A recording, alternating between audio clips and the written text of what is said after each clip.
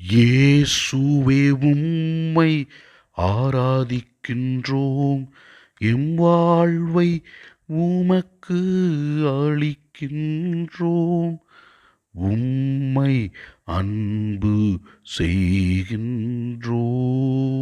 இறைவா, இன்றைய வாசகங்களிலே நீர் கூறுகிறீர், எவ்வாறு பொறாமையினால் தீமைகள் உருவாகும் என்றும் அதனுடைய விளைவுகளை எங்களுக்கு விளக்கி நாங்கள் நல்வாழ்க்கை வாழ வேண்டும் என்று நீர் கூறுகிற அறிவுரைகளுக்காகவும் நீர் கூறுகிற நற்செய்திக்காகவும் நாங்கள் உமக்கு நன்றி கூறி உம்மை ஆராதிக்கின்றோம்.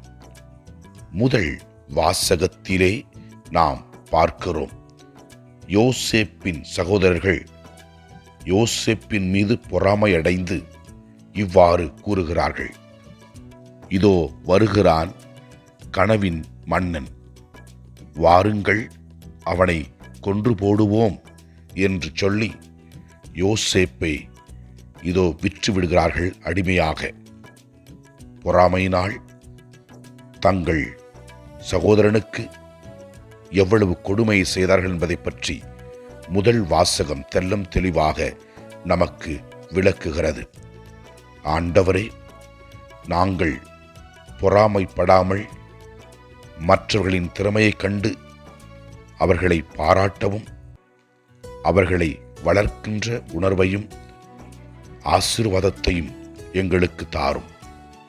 நற்செய்தி வாசகத்திலே நாம் பார்க்கிறோம், தலைமை குருக்களும் மக்களின் மூப்பர்களும் இயேசுவை எவ்வாறு கொல்ல வேண்டும் என்று திட்டமிடுகிற வேளையிலே இயேசு ஒரு ஊமையை சொல்லி எவ்வாறு சொந்த மகனை மக்கள் கொன்று விடுவார்கள் என்பதை பற்றி விளக்குகிறார். இயேசுவுக்கு நடக்கப் போவதை இயேசு தெல்லம் தெளிவாக விளக்குகின்றார்.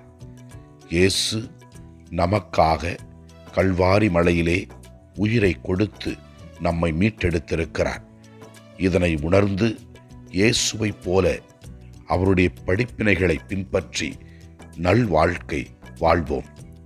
விண்ணரசின் மதிப்பீடுகளை நம் வாழ்வின் வழியாக வெளிப்படுத்துவோம். ஆண்டவரை நோக்கி ஜெபிப்போம். எல்லாம் வல்ல இறைவன், தந்தை, மகன், தூய ஆவியார் நம் ஒவ்வொருவரையும் ஆசீர்வதிப்பாராக. இயேசுவுக்கு புகழ்.